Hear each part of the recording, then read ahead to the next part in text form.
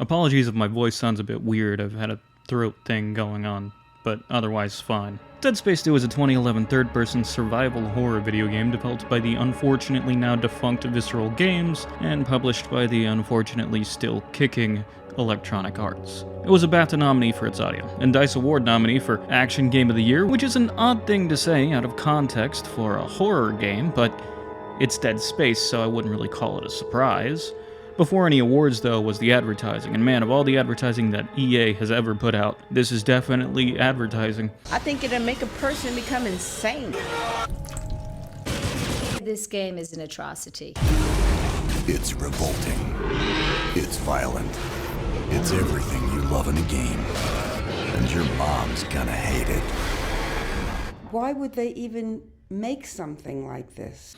Your mom's gonna hate it. Look, EA, I know your attempts to get the general public riled up about your titles somehow failed when the 2009 E3 protests against Dante's Inferno were revealed to be entirely a marketing stunt, but come on, your mom hates this, you're trying too hard to be edgy. Plus, my mom loves these games. Despite this marketing choice, Dead Space 2 was praised by critics, even charting at number 13 on Metacritic for its release year, which is insane when you consider how stacked 2011 actually was. Skyrim, Arkham City, Portal 2, Mass Effect 2, LA Noire, Modern Warfare 3, Dark Souls, but is that spot deserved? Should Isaac Clarke have stayed asleep after the events on board the USG Ishimura? Is Dead Space 2 worth it? I should begin by saying that Dead Space 2 thankfully does not have the original's primarily console board problems. No, its problems are different. It should go without saying that these problems are non-existent if you're running this primarily console-oriented game on the original hardware it was intended for. First, you're going to want to turn off the in-game VSync and enable it externally instead with something like NVIDIA's control panel. Second, you might experience crashing before the game actually launches, which is an unfortunate likelihood with modern processors. There is a fix for that, but then you might also have further problems with shadows flickering in the game. There's also a fix for that. Don't worry about the quality in this video initially, by the way. That is a problem entirely on my end. I messed around with OBS's settings and forgot to revert them for my first recording session, a problem I texted the fix for by playing an entirely unrelated game that I would love to cover at some undetermined point in the future. It's a problem that won't be sticking around, is what I mean. It's just a shame it was also the only clip that had the shadow flicker problem, so I had to use it to show you what I meant when I brought that up. Dead Space 2 follows Isaac Clarke waking up on board the Sprawl. Wonder if that's a Neuromancer reference. I'm probably trying too hard to look like I read. Now, the Sprawl is a space station orbiting Saturn's moon, Titan. Also happens to be one of my favorite locations in science fiction, period. Standout locales include the Church of Unitology, a place that you literally go beneath to see the strange happenings hidden just under the surface. The school is also a cool location. I mean, I love when horror media doesn't pull its punches with how its horror elements actually interact with children, even if the end result is a bit lackluster in this case, since the children here just end up being different kinds of nuisance enemy. Space and Zero-G have also become more interesting, since there's a whole 360 degree of movement available now. Yeah, it can get a little disorienting, but there's a button to reorient yourself to the ground to help mitigate that. There's a whole slew of color on show that the original didn't have, but that was warranted given the original's location. In contrast, the Sprawl isn't a mining vessel. It's a space station housing at least 1 million people, but it still has obvious ties to its initial mining roots, which you come across later in the game. There's going to be differences conceptually alone, and it's good. Matching that is the stellar audio work, and the atmosphere and setting of DS2 is just fantastic. It all complements the antagonistic necromorphs incredibly well, which, with the new additions to their murderous roster, are as stellar as ever. There is a reason that Dead Space 2 is my favorite entry in this series.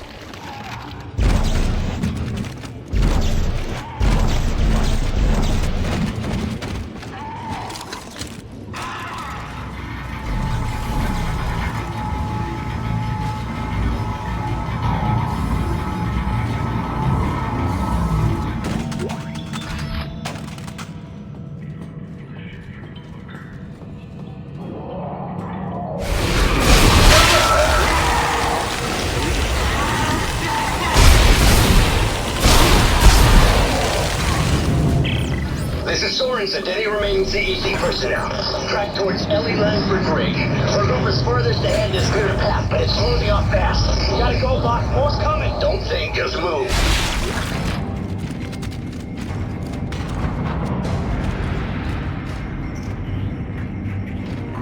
This is Director Teichman. A station-wide emergency is in effect. Hey, Dana, there's this crazy guy that keeps contacting me.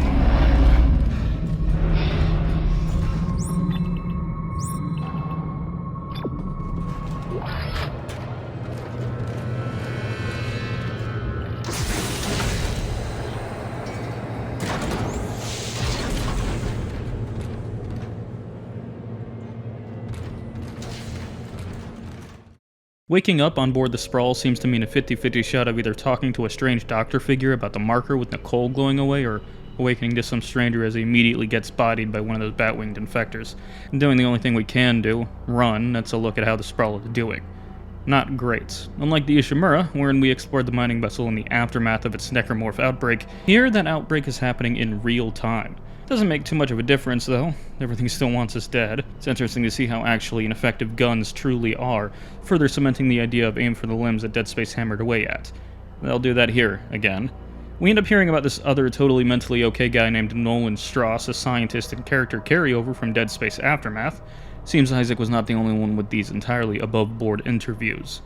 We also end up finding the guy who did our interview. Seems to be doing well. We also get some chat time with a mysterious woman named Dana. She says that Isaac has some marker dementia, and that if we can reach her, she'll somehow cure the Nicole-sized brain hole we've got. Her route reveals the lethally improved Kinesis, a medically useful plasma cutter whose intended patient took some alternate forms of medicine, a regularly scheduled reminder of what game is being played, an enemy that will insta-kill you if you don't slow their roll, and the first new foe that Dead Space 2 has on offer. Vomity Boy here, I think they're called spitters, is puke that slows you down on contact. Stay far away and apply Plasma Cutter liberally. Not my favorite new addition, but there's more ranged enemies in their repertoire outside of the turtle-shelled babies and the wall-glued screamers. Nicole is of course still hounding us, though she seems a bit more talkative than she used to be. I'm gonna be honest, I'm not the most fond of Dead Space's in-your-face tendencies. Nicole's ghost singing Twinkle Twinkle Little Star is creepy sometimes, but when you know the bit's gonna end with her eyes glowing away and her whisper shouting "Make us whole," it quickly loses that creepy factor. I just think Nicole is a tad overplayed, and it's not like the game can't make you tense without literally getting in your face. You're probably wondering about the shop. So some people fucked with the game's files and discovered their and potential later DLC, and EA, in their infinite wisdom, freaked out and just made them all free. Only on PC though, not console. Fuck those guys, am I right? So while I'll be changing up what I'm wearing for this playthrough at random, if it's something that bugs you for your potential playthrough, just note this. If it costs no money and it has a little symbol in the corner of its image in the store menu, it's DLC, except for the freebie you get due to beating the first Dead Space. After dealing with the first big bad, Dana tells us to get to the tram. I mean, sure, on the Ishimura, only elevators in the tram system were truly safe zones, so I don't see a problem here. Along the way, we hear Tideman over the intercom declaring a state of emergency and enacting martial law to enforce it. Not that I can really blame the guy. Strauss seems to have escaped his confines as well, which is also a good sign. Ah, the Exploders, another familiar face. Love them. After them's a perfect example of how to do an action set piece in a linear video game like this. So the tram system is, go figure, a tram system, but with the necromorphs running around, nothing is ever as it seems. For a start, the station is littered with the dead. Then there's another tram on the other side, but it has its own occupants that need to disembark first. We dealt with the infector before it could do any real damage, thankfully, but the real fun has only just begun. The tram system isn't working as the station initially intended. Who knows why? So we gotta hotwire the train so we can get where we're going. Some necromorphs want on this ride, and none of them have tickets. I mean, neither do we, but at least we put a bit of work in. There's a section where we've got to transfer from one segment to the next in 0G, and then there's another portion where the tram's a little bit out of whack and we're stuck sliding down a tram car until we're left hanging by our feet. Then we have to defend ourselves from approaching necromorphs who see us as a tasty Clark pinata, including eventually a big boy who I'm not entirely convinced would normally fit through the tram door. Genuinely, it's a great segment, and also where you get off the ride if you're concerned about spoilers. Here's where you get back on. Crashing the train has changed our plans somewhat. We need a new route, and unfortunately the alternative we've got is a bit, dicey. One of the first threats on the way is another new enemy. Children. I mean, yeah, they're just kids, but murderous, so children of the corn minus their feigned civility. Unfortunately, the new route we've got takes us right through the Church of Unitology. You know, Unitology, that religion that thinks these markers are the key to humankind's salvation due at least in part to an actual government conspiracy. Yeah, Dante claims that this trek is necessary. I doubt it. Like I said earlier, the Church of Unitology is one of my favorite spots, if not the favorite in the whole series. Admittedly, I'm not as familiar with the rail shooter Extraction or iOS title, sometimes called Sabotage, so I can't really speak for their location quality. But how can you top this place? Dead Space 3 comes close in its final segments, but this is still the cherry on top of the series for me. There are these audio excerpts and text logs that delve further into exactly how the church functions. It's an oppressive place that throws that sense of you do not belong here out as much as possible. And it's decorated floor to ceiling in marker motifs, which only furthers the feeling that Unitology is less a religion and more a cult, which is solidified even more when a text log straight up refers to the initial recruitment process as indoctrination tests. which, if the text is to be believed, has multiple phases. They've got golden masks on sale in the gift shop that look like they either belong in Morrowind or, strangely enough, Dead Space 3. This whole place makes me tense, which is a tough ask most of the time in action horror titles for me. And then it does something just as good. In my Is It Worth It of the original Dead Space, I mentioned that the Divider was my favorite enemy. The way it sounds and its lanky, segmented movement gleamed a fondness of it for me. However, in a vacuum, I wouldn't say that it made me tense or on edge, despite my love for its design. The Church of Unitology introduced an enemy that does.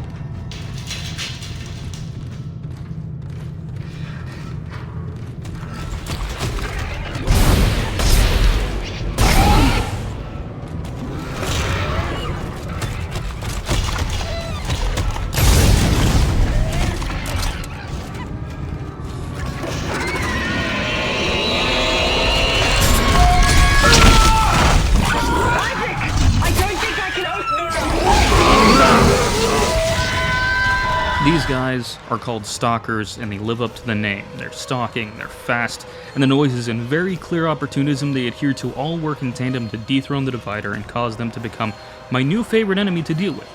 Though I do still admittedly prefer the Divider's visual design. They are never alone, and they hit like a truck, and each and every time they rear their heads around a corner, I'm immediately on edge. Stasis is your friend, use it. The only real problem I have with them is that the way these guys work means that they can only ever really be effective in certain areas, so it's very easy to recognize when an area is about to be filled with them.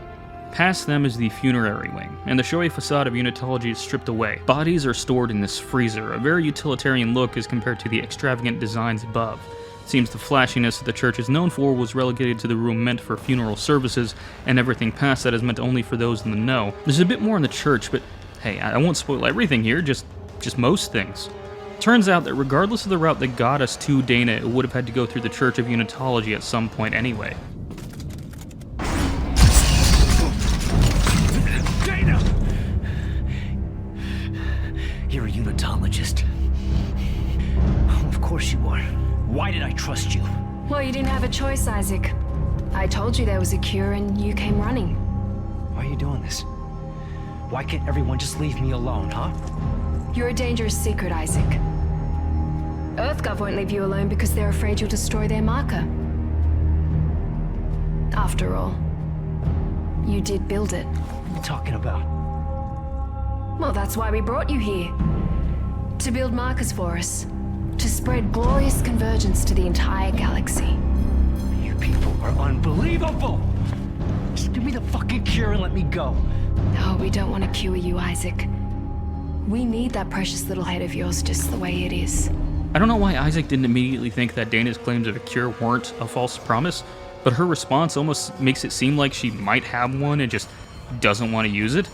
Man, I love these action set pieces. It's a flashy way to get from chapter to chapter and location to location. I just don't like the quick time event portions of these. I'd really pay attention to some of the cool shit if I'm busy making sure the button prompt hasn't changed. Not over yet though. Strauss is still out and about somewhere, suggesting that there's still something to do. He's been muttering something about steps, which is about as obvious as foreshadowing can get, short of him just saying what the steps actually relate to.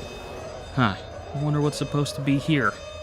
A new face, Ellie Langford awaits. She's a bit more untrusting than Isaac himself is, which, you know, fair. For the moment, she's not helpful, but she isn't actively detrimental either, and even her untrusting nature won't really last long. Next up is another location I like, Titan Station Elementary.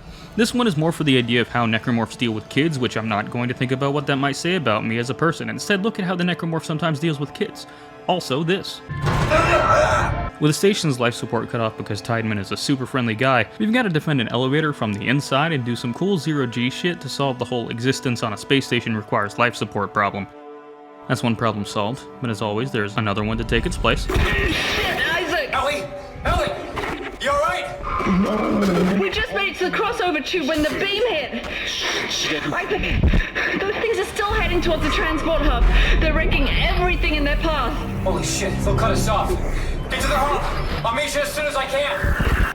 Oh hey, it's Tideman again. Wonder what he has to say. There you are. I see your friend has powered off the facility. Remind me to thank her for providing me with your location. I've locked the processing cycle on, and you in with it. It ends here, Clark. It doesn't have to be this way, Tideman. It does. And it is. Goodbye, Clark. You know, I shouldn't be surprised at that. Just like he shouldn't be surprised we survive it. You'd think these guys would have more creative means of trying to kill Isaac. Not today. Something is going on with Ellie and Strauss, though, which is more interesting than failed murder attempts. We find them safe and sound, relatively, anyway. Doesn't stop further complications, though. She'll be waiting. He's not gonna make it. We gotta keep moving. There's an industrial transport upstairs. Runs on the same spoke as the commuter train. It should get us to government sector. One of us will have to deploy it from the gear house. Staring. Asking. Stay here and, try to get him on his feet. Oh, and when we deal with that... In another situation, I might admire your persistence, Mr. Clark. But this is bigger than you and bigger than the lives of everyone on this station. Sir, final preparations for attack are wrapping up. Looks like it ends here. At this point, it's all just dead weight. Isaac, what did he mean?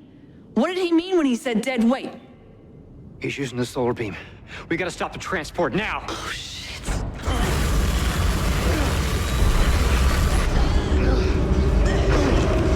He's cut the station in half. There's no track to get across on. Back us up. Back us up to the station. What? Why? Just do it, Ellie. Hurry.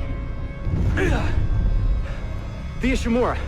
If the gravity tethers are still functional, I can... You can snare GovSec and drag it back? Isaac, this is ridiculous. If I can line the tracks up just for a few seconds, you should be able to get the transport across. Stay ready. And take care of Strauss. Isaac, no! This is a really bad idea. I'll stick around. I'm full of bad ideas. Oh, right, I didn't mention. The Ishimura is here. Honestly, it's a really cool trip down memory lane. It's great, I think a bit more atmospheric than the entirety of the base game. And there's a portion where you go through the tram tunnel, sans the tram, with this very harsh lighting. There's also these audio excerpts that make it seem like the Ishimura has some lingering marker shenanigans going on, and then some blacklights show off reminders of what the Ishimura ended up being. Isaac himself frustrated tells Ellie to give him a second to respond. He even has a flashback to that dragging tentacle when we spot that fleshy hole. It's a great time. Not such a great time as the escape sequence, which, not the sequence itself. That's flashy and it's great. The conversation. There's Nicole still chomping away at Isaac's brain, and tensions have finally reached a boiling point between Strauss and Ellie, even after which all Strauss keeps yelling about is Step 3. This did not work out for him. Why'd you take your helmet off? Here's a cool thing that's, well, I was gonna say subtle, but it's Dead Space, so let's just call it subtle adjacent. Oftentimes, when there's some marker influence going on, the screen gets this visual filter that makes everything look just off color. It's not something you might normally notice when the marker is doing marker things, since, yeah, that, but it's still a cool little detail, like how the rapid transformation of necromorphs shoots off steam. Shortly later, Nicole shows up again. Things get dead spacey, we talk it out. The only thing left now is the marker, which Ellie gives us a skeleton key to make it easier to get into the government sector. Isn't she great? I sure hope there's not some future love triangle plot point that ultimately amounts to nothing noteworthy outside of combating an Elton John look-alike.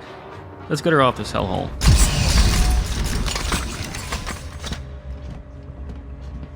Isaac, what are you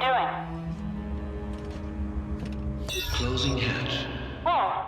Hey, Isaac, what are you doing? Gunship command over.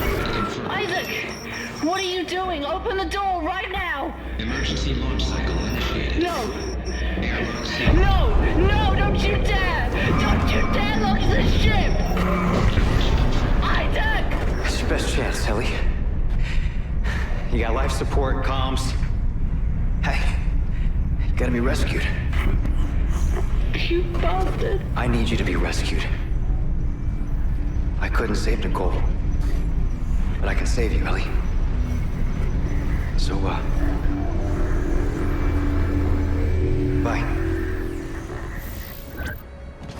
Way to say goodbye, man. I would do the exact same thing. So, about those steps, and probably the most memorable thing in this entire game, which says a lot for a game with plenty of memorable segments. Cross my heart and hope to die. Machine, just like Strauss said. I remember this. The machine activates the parts of our brain where the marker codes are stored. But how does that threaten the marker? What were they afraid of? Me. Us. Working together. Step 4. Yes. Are you ready?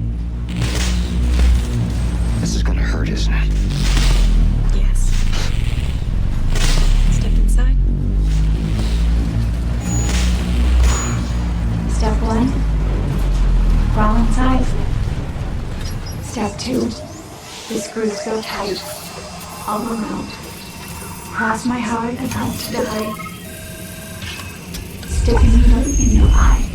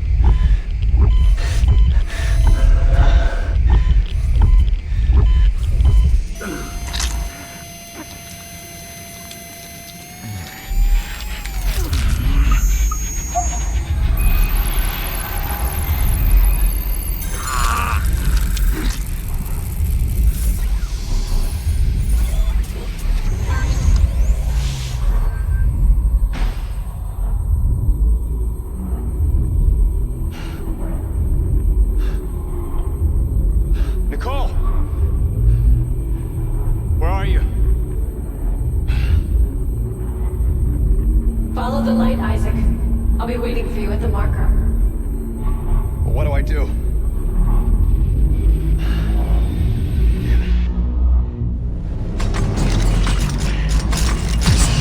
It's followed by a tense chase sequence between Isaac and the Regenerator. You know how it is, an enemy that can never fully die and can only be temporarily stalled, semi-puzzles that require time to deal with, equipment that actively slows enemy actions for a set period of time. It's not exactly rocket science to figure out what the game wants you to do up until you reach Tideman. The research in that marker is worth every life we just lost!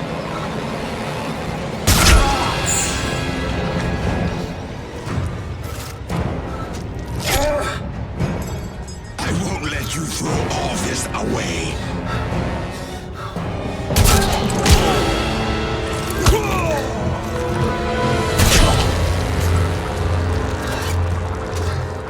That's what you do with trash, Tideman. You throw it away.